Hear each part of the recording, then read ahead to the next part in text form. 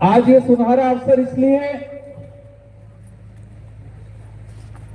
कि लोकसभा चुनाव के अंदर एक कहे कि विकट परिस्थितियां बनी थी और वो परिस्थितियां ऐसी बनी कि हमारे जो बड़े बुजुर्ग हैं, जो महाराज हैं, वो सब असमंजसनी स्थिति में આવી ગયા હતા। કા કરવો હું થાજુ હું असमंजसनी स्थिति में એટલે આવી ગયા હતા कि આપણે બાપ દાદા પહેલ વિશેષ કરીને બે વાટે હિંડ જતા, राजनीतिक ने रूप माते बे वाटे हिंड जाता, बे रस्ते, एक तो कांग्रेस में, एक बीजेपी में। हमारे यहां पर नई विचारधारा जरूर थी मामा बालेश्वर जी की, लेकिन विशेष करके कुशलगढ़ इलाका में तो अपने यहां इलाका मतलब प्रभाव में तो अपने विशेष समस्या ही था जी। हमारे से बड़ा बुजुर्ग माता बहन सबने विचार की तो थाजू हूं, क्योंकि अपने क्या सड़क में दुर्घटना थाय, रस्ता माते आदमी बाइक लेने जाए तो वहां कार આવી ગયો, बाइक આવી ગયો, ठोकाई गई, इन्हें हो गई सड़क दुर्घटना। अंगास में सड़ते हुए के पड़ी गई, तेने हो गई हवाई दुर्घटना इनपे, और एवी सेवी दुर्घटना थाई गई राजनीतिक दुर्घटना, और राजनीतिक दुर्घटना एवी थाई गई कि कांग्रेस वाला बीजेपी का कर जाए, बीजेपी वाला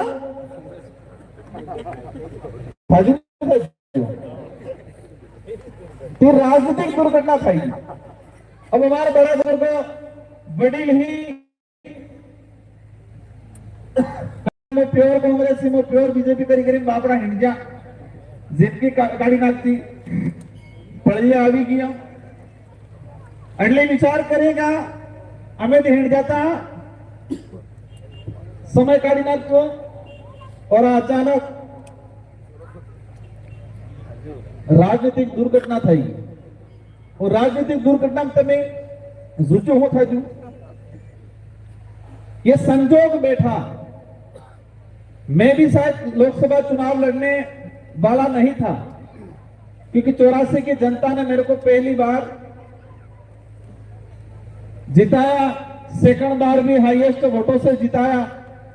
तो माणी उम्र में बेफरा विधायक बनी क्यों मार बल्ले मार क्षेत्र जनता में, मतलब मेरे लिए विशेषकर बड़ी उपलब्धि थी। मुझे इस समय और क्या चाहिए था,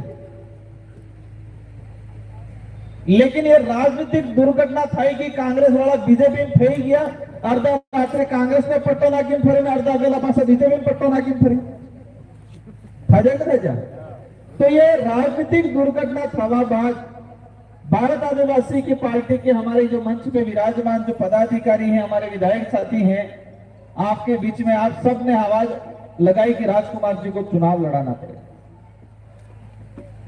आप सबकी आवाज को ये मंच पे विराजमान जो हमारे पदाधिकारी हैं उन्होंने सुनी कि जनता क्या कह रही है, जनता क्या चाह रही, और आपकी भावना के अनुरूप भारत आदिवासी पार्टी ने मुझे सांसद का टिकट दिया, और आपने दिल खोल के वोट दिया, और अपन सब की मेहनत की वजह से मुझे भारत की संसद में बांसवाड़ा डूंगरपुर का इस क्षेत्र की जनता का प्रतिनिधित्व करने का अवसर मिला।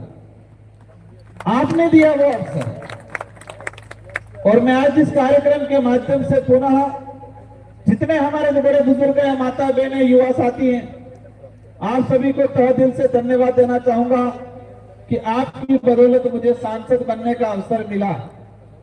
और मैं कोशिश करता हूं कि आपकी जो भावना है, आपकी जो समस्या है, और इस देश में वर्तमान समय में आदिवासी दलित पिछड़ों पर जो अत्याचार हो रहा है, शोषण हो रहा है, इसके खिलाफ बुलंदी के साथ, मजबूती के साथ आवाज उठाने का प्रयास करता हूं।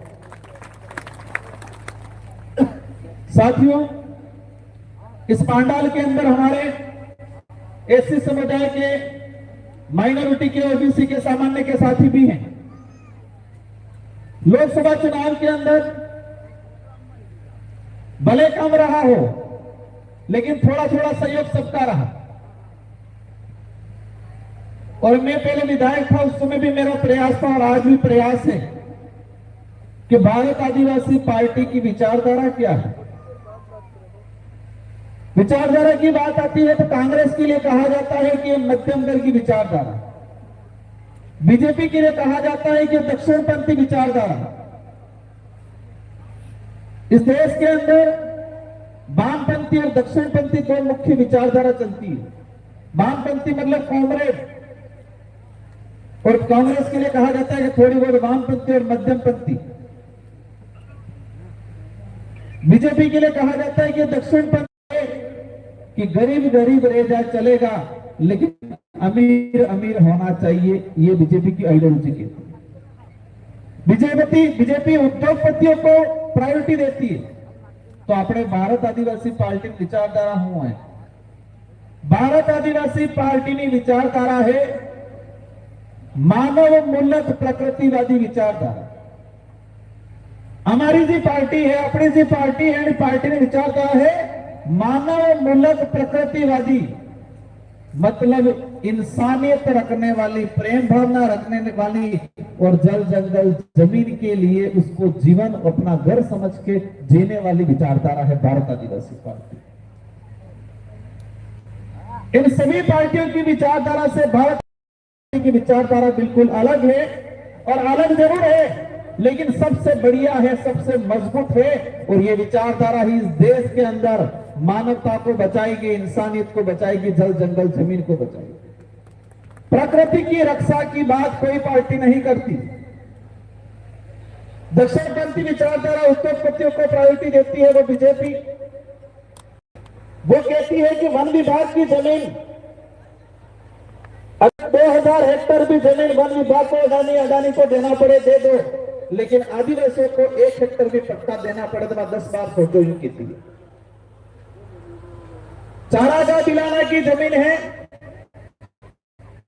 बाहर का कंपनी वाला आया है उसको देनी पड़े दे दो, लेकिन आदिवासियों को देना पड़े तो सोचो नहीं कहती। साथियों, हम कहते हैं लड़ना पड़ेगा, संगठित होना पड़ेगा। पहले कहते हैं संगठित होना पड़ेगा, तो संगठित हफ्ते थंग आपरी 1 हफ्ते थंग हम तमा हैदराबाद एक नहीं थी सकते। वैचारिक रूप से एक होना पड़ेगा, वैचारिक रूप से, दिमागी रूप से एक होना पड़ेगा। और लड़ना किससे पड़ेगा? हमारे बाजू कहते हैं सोना कहीं लड़ो पड़े तो लड़ो पड़े, तो हर ते लड़ो पड़े, हर ते लड़ो पड़े, है लड़ो पड़े। लट लेन तो नहीं लड़ा, हर जगह तलवार ले इतना लड़वा चाहू। मैं कई बार कहता हूं कि हमारे बाप दादा पे पहले आक्रमण हुए मुगलों के, अंग्रेजों के, राजा रजवाड़ों, तो वो हम पे अत्याचार करते तो हम रक्षा किससे करते? लट हरजा कामती तीर कमान थे। तो आजादी से पहले हमारे पे अत्याचार होता था बंदूक तोपों से और तलवारों से, तो उसके सामने हमने लड़ाई बंदूक तोपों या हरजा कामती थे कि या बाले थे कि लड़ थे की, तो अपन जीत गए। आजादी के बाद पसे कहवा लगा कि बोले ने बोगड़े जैसे नहीं बोले ने कहो पड़ जा रहे। फिर धीरे धीरे आया कि जबान से मजबूत होना पड़ेगा, बोलता आप लोग पड़े, मतलब बोली लड़ाई लड़ी पड़े। पसे धीरे धीरे कहवा लगा कि कागज और कलम था कि लड़ाई लड़ी पड़े। तो आजादी से पहले हमारी जमीन को कोई लेने आता था तो उसकी रक्षा हम लट और तीर कमान से करते थे।